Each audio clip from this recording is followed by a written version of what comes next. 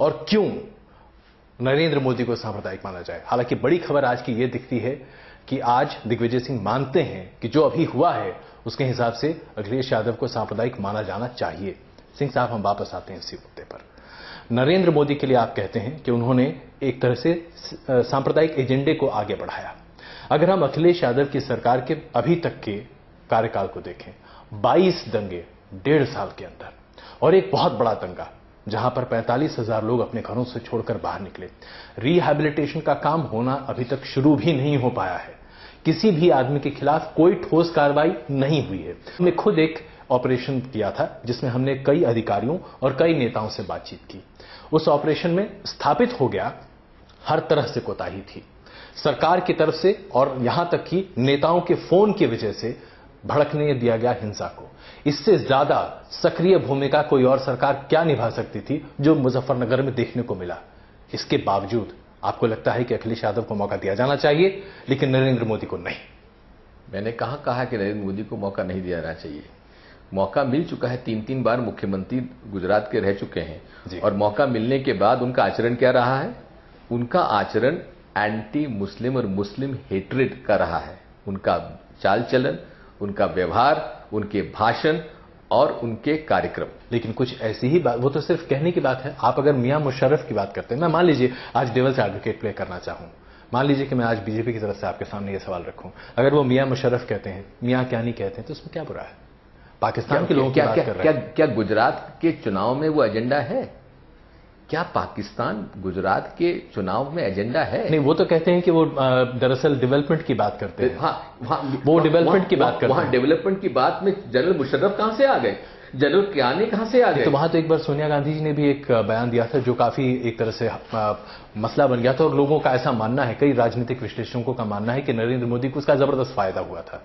तो बयान तो चुनाव की रैली में कोई भी कुछ दे सकता है। लेकिन इशू तो होता है, क्या जनरल मुशर्रफ पाकिस्तान गुजरात के विधानसभा चुनाव में इशू था? क्या जनरल कयानी गुजरात के विधानसभा इलेक्शन में इशू था? क्या टोटल उनका एफर्ट होता है जी। एक बात और सुन लीजिए, ये भी बड़े आश्चर्य की बात है। जब से बंजारा जी और उनका नेटवर्क पुलिस अफसरों का जब से जेल में बंद हुए हैं, तब से नरेंद्र मोदी जी पर अटैक होना बंद हो गया है।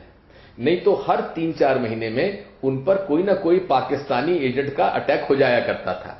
अब फॉल्स इनकाउंटर्स में मैं आपसे पूछना चाहता हूं, एक मिसाल बता दीजिए इस देश के एक भी मुख्यमंत्री का 47 से लेकर आज तक जिसके 30 से ज्यादा पुलिस अफसर जेल में बंद हों और मुख्यमंत्री चुप है। जिसका मंत्री जेल में बंद हो, जिसका प्रोसिक्यूशन गुजरात का कह रहा है कि उनकी लेडी मिनिस्टर को फांसी की सजा होनी चाहिए, जिनका अमित शाह जिनके ऊपर इस सारे चार्जेस हैं, ऐसा कोई इतिहास बता दीजिए जहां पर किसी भी मुख्यमंत्री के सियासत में, उसके राज्य में इस तरह का कहीं घटना हुई है? नहीं, बट ऐसे कई कांग्रेस के नेता हैं जिनके ऊपर 84 की दंगों का आरोप भी तो लगा, और उनमें से कुछ एक नेताओं के ऊपर प्रोसिक्यूट किया गया, प्रोसिक्यूट भी और किया प्रोसिक्यूट करने के बाद निर्दोष साबित हुए हैं। नहीं तो आप जगदीश टाइटलर के ऊपर मामला अभी तक चल रहा है। हाँ तो ठीक है, और उसके बाद सरकार सज्जन कुमार के ऊपर मामला अभी भी चल रहा है, सरकार से हटना पड़ा। मैं वही आपसे कह रहा हूं, देखिए मामले तो चल ही रहे हैं ना। बात सुनिए साहब, ऐसा है, मैं आपको दूसरी बात कर रहा था। मैं कह रहा था 31 से ज्यादा पुलिस अफसर जेल में बंद हैं फॉल्स इनकाउंटर में, और नरेंद्र मोदी जी को मालूम नहीं पड़ा।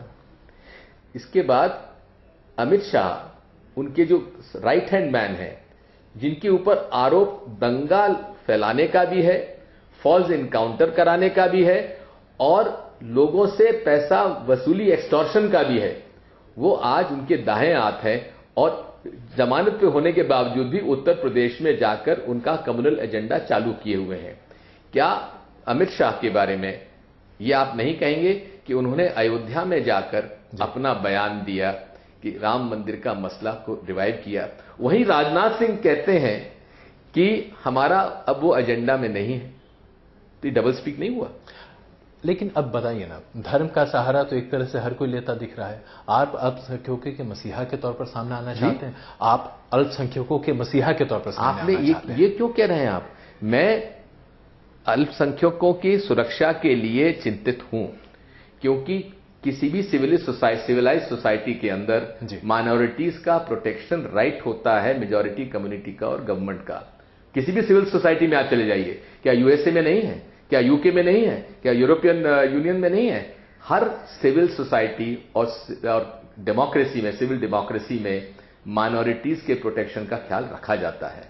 मैं एक धार्मिक व्यक्ति हूं, मैं एक अच्छा हिंदू हूं, और मैं किसी भी बीजेपी के बड़े से बड़े नेता से इस बात से बहस करने तैयार हूं कि मैं उनसे बेहतर हिंदू हूं, प्रैक्टिशनर हिंदू हूं, लेकिन मैं किसी धर्म के खिलाफ नहीं हूं। मैं धर्म का उपयोग अपनी राजनीति में नहीं करता हूं। मैं उतना ही विरोधी कम्युनल मुसलमानों का हूं जितना कम्युनल हिंदुओं का हूं। इसलिए मैंने कभी धर्म का उपयोग राजनीति में नहीं किया। सिंह साहब, इसमें बीजेपी के नेताओं का ऐसा आरोप है, बीजेपी के नेताओं का ऐसा आरोप है कि दरअसल ये भय का माहौल पैदा करके कांग्रेस कहीं ना कहीं अपने आप को बचाना चाहती है, और इसी बात पर मैं आना चाह रहा था। ये शामिल मैं समझता हूं, फिर से एक चीज और भी प्रमाणित होती है जी, क्यों भाजपा और आज महमूद मदनी एक ही भाषा बोल रहे हैं? तो आपको लगता है कि महमूद मदनी साहब जानना चाहता हूं, बीजेपी के इशारे पर बोल रहे हैं? मैं तो जानना चाहता हूं। जी, बीजेपी भी कहती है कि कांग्रेस भय का वातावरण तैयार कर रही है, और महमूद मदनी भी कह रहे हैं भय का चला चाह रहे हैं। ये क्यों हो रहा है ऐसा? तो क्या इस एक तरह से देखा जाए तो ये जो फियर साइकोसिस की बात है, मुद्दों के अलावा, सो कॉल्ड डेवलपमेंट के अलावा, विकास के अलावा अन्य मुद्दों पर ही आज क्या चुनाव लड़ा जाएगा? क्या यही वास्तविकता रह गई है हमारे देश की राजनीति की? ये मुद्दा तो आप लोग उठा रहे हैं, भाजपा उठा रही है और महमूद मदनी उठा रहे हैं। हमने तो कभी नहीं कहा। हम चैलेंज करते हैं डेवलपमेंट एजेंडा पर। चलिए नरेंद्र मोदी और मेरी बहस करा दीजिए, कौन सा ऐसा इंडिकेटर है डेवलपमेंट इंडिकेटर जिसमें गुजरात नंबर 1 पे? एक बता दीजिए। और सोशल इंडिकेटर्स में गुजरात कितना पीछे है वो भी मैं आपको बता दूंगा। चलिए तैयार हूं मैं, आप उनसे तैयार करिए नरेंद्र मोदी जी को मेरे साथ बहस करने के लिए, और डेवलपमेंट उनके एजेंडे में ही मैं बहस करने के लिए तैयार हूं। मैं कम्युनल एजेंडे की बात भी नहीं करूंगा। चलिए, उम्मीद है कि नरेंद्र मोदी जी इस पर अपना कोई ना कोई प्रतिक्रिया या कोई ना कोई जवाब जरूर देंगे। धन्यवाद। सिंह साहब, अब एक आखिरी सवाल। इस पूरे चुनाव को देखा जाए तो इसे एक पर्सनालिटी कल्ट के तौर पर तब्दील करने की कोशिश की जा रही है, और मुद्दे बहुत गौण होते चले जा रहे हैं बीजेपी की तरफ से भी, और कई दफा कांग्रेस के ऐसे कुछ एक नेता हैं जो बार बार इस चीज को उठाते हैं, उठाकर फिर छोड़कर निकल जाते हैं। ये पर्सनालिटी वॉर अगर है वाकई में, तो क्या आप लोग इसे मानते हैं? बिल्कुल नहीं। कांग्रेस पार्टी वो पार्टी है जिसने 47 से लेकर आज तक हमेशा लोगों को शक्ति देने का प्रयास किया है। Democracy, legal right on land to the tillers, land to the tillers, abolition of zamindari, land ceiling. हमने गरीबों को अधिकार संपन्न बनाया है। इंदिरा गांधी जी ने बैंकों के द्वार गरीबों के लिए खोल दिए, मजदूरों के लिए खोल दिए, और उसके बाद समय के साथ हम बदलते रहे हैं। जहां टेक्नोलॉजी आना था, राजीव गांधी जी कंप्यूटर जब लाए थे तो इन्हीं लोगों ने उनका विरोध किया था। जब बड़े बड़े पब्लिक सेक्टर की यूनिट्स पंडित जी ने लगाए थे, इन्हीं लोगों ने उनका विरोध किया था। जब बड़े बड़े मेगा इरिगेशन प्रोजेक्ट्स लगाए थे, तब इन्हीं लोगों ने उनका विरोध किया था। इंदिरा जी का भी बैंक नेशनलाइजेशन के अंदर उन्होंने अपोज किया था। एबॉलिशन ऑफ प्रीवी पर्सेस में भी इन्हीं लोगों ने उनका विरोध किया था। कंप्यूटराइजेशन का भी इन्हीं लोगों ने विरोध किया था। लेकिन इसमें महंगाई तो आपकी कमर तोड़ रही है ना। आज की डेट में आप प्याज 70 रुपए किलो खरीद रहे हैं, और आप ही के कृषि मंत्री, आप ही के सरकार के कृषि मंत्री कहते हैं कि साइक्लोन का इंपैक्ट है, इसलिए नासिक में प्याज जो है वो पानी में सड़ जाएगा, कीमतें और बढ़ेंगी। मैं आपको एक बात बता दूं, आप पिछले 20 साल का सीजनल प्याज की कीमत जरा उठा के देख लीजिए। ये पेरिशेबल फ्रूट्स एंड वेजिटेबल्स का एक सीजन होता है जिसमें भाव घटते हैं, भाव बढ़ते हैं। एक समय पहले भी आया था जहां 70-80 रुपया किलो प्याज हो गया था, और उस समय बीजेपी की सरकार फिर उतर के आ गया 20-25 पे जी। तो ये जो होता है, इसीलिए हम कहते थे एफडीआई रिटेल आना चाहिए, क्योंकि हम लोगों के पास जो कोल्ड स्टोरेज की कैपेसिटी है वो बिल्डअप नहीं हो पाई। सिंह साहब, प्याज सिर्फ एक सिंबल है। आप पूरा महंगाई का इंडेक्स उठाकर देख लीजिए। धनिया की पत्ती 400 रुपए किलो बिक रही है हमारे देश में आज। मैंने खुद खरीदा है।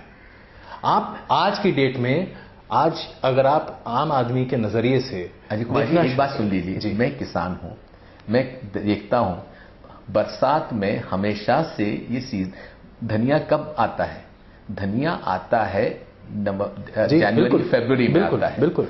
तो अभी जो है आउट ऑफ सीजन जो क्रॉप्स है, मैं उसी बात पर आ रहा हूं कि अगर हमारी कोल्ड स्टोरेज कैपेसिटी ठीक होती तो शायद हम लोग इसको कंट्रोल कर लेते। लेकिन हमेशा आप ग्राफ उठा के किसी भी जिन्स का ले लीजिए, और आप दलहन का ले लीजिए, तिलहन का ले लीजिए, फूड ग्रेन्स का ले लीजिए, ये हमेशा एक एनुअल इनका ग्राफ अगर लगाएंगे प्राइस का, तो इसी एक समय में ऊपर बढ़ता है, एक समय पे नीचे गिरता है। सिंह साहब, अगर आप पूरा एवरेज भी लेकर देखें तब भी 2009 से लेकर 2013 तक में महंगाई इतनी बढ़ चुकी है कि कमर टूट रही है आम आदमी की। और जो 2009 में मनमोहन सिंह ने वादा किया था 100 दिन में महंगाई पर काबू पा लेंगे, खुद उन्होंने कई बार कई मंचों पर माना हम नहीं कर पाए। मैं अजय कुमार जी आपसे पूछता हूं, शासकीय कर्मचारियों का वेतन पहले क्या था, आज क्या है? मैं आपसे पूछता हूं, आपका वेतन पहले क्या था और आज क्या है? तो आज मिडिल क्लास में भी वेतन बढ़ा है, मजदूर का भी जो बेस लेवल है वो बड़ा है। आज हालात ये हैं कि जो सबसे गरीब मजदूरी करता है, किसान मुझे बात कहते हैं कि साहब आपने जब से नरेगा चालू किया है और सस्ते में गेहूं चावल देना चालू किया है, मजदूर काम करने नहीं आ रहे हैं। तो जहां एक तरफ, दूसरी बात आप मत भूलिए, purchasing parity, purchasing capacity of a person has improved जी। तो इसलिए ये एक बैलेंस है जिसके बारे में हमको देखना पड़ता है। लेकिन आपको लगता है कि सरकार असफल रही इस पर?